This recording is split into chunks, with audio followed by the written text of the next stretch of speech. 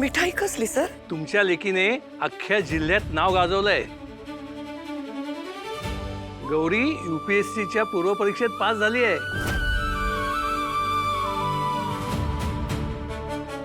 या टायमाला आपल्या जिल्ह्यात गौरी फक्त एकटीच पास झाली आहे.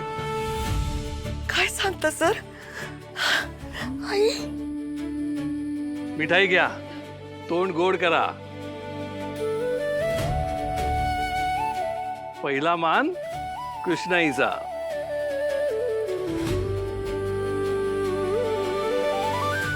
घे घे. कृष्णाजी, या.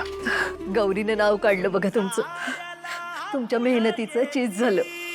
नुसतं माझ्या नाही भागा, माझ्या शारदाच्या मेहनतीचं चीज झालं, माझ्या गौरीच्या मेहनतीचं चीज झालं. पण गौरी आहे कुठे? काय ठाव सर, तिचा फोन बी लागत नाही. पोर नेहमी जीवाला असं घोर लावते. काही काळजी करू नका. हो, भावी कलेक्टर आहे ती.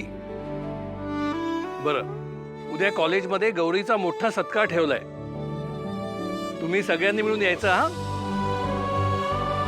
मला तर असं झालंय की कधी एकदा गौरीताई घरी येते. भागा, शारदा चला चला तयारीला लागूया, काहीतरी गोडधोड करूया. बापू जेवून जायचं. आणि सर, आता तुम्हाला जेवल्याशिवाय सोडणार नाही मी.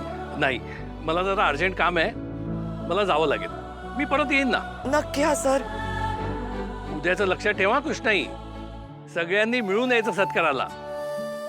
बरं, येऊ मी. हा या.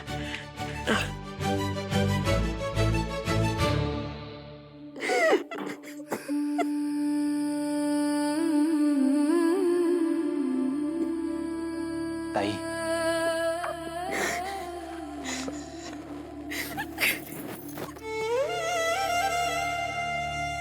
शंकर, मी काय करू रे? ते रडायचं थांबव. असं रडतात का? सगळं संपलंय रे शंकर.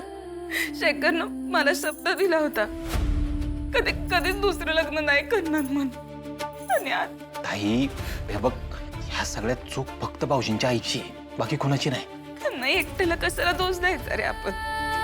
तर माझ्या आईला कुठं काळजी आहे माझी? तुझी काळजी नसती तर मातोश्री तिकडे गेले असते का माफी मागायला? हो, मातोश्री गेल्या होत्या. तू आणि भाऊजींनी एकत्र यावं म्हणून माफी मागितली, गया वया केल्या. भाऊजींच्या आईचं काहीतरी वेगळं सुरू होतं. आता या सगळ्याचा काय उपयोग आहे शंकर? शेखरच्या आई त्यांचं दुसरं लग्न लावणारच. अगं, भाऊजी कुठं तयार आहेत लग्नाला? त्यांनी नाही म्हणून सांगितलंय. किती दिवस नाही म्हणणार आहेत ते? त्यांच्या आईच्या दबावाखाली कधी ना कधीतरी हो म्हणावंच लागणार ना लग्नाला. तू एक काम कर, तू फोन कर त्यांना. नाही, मला नाही बोलायचं त्यांच्याशी.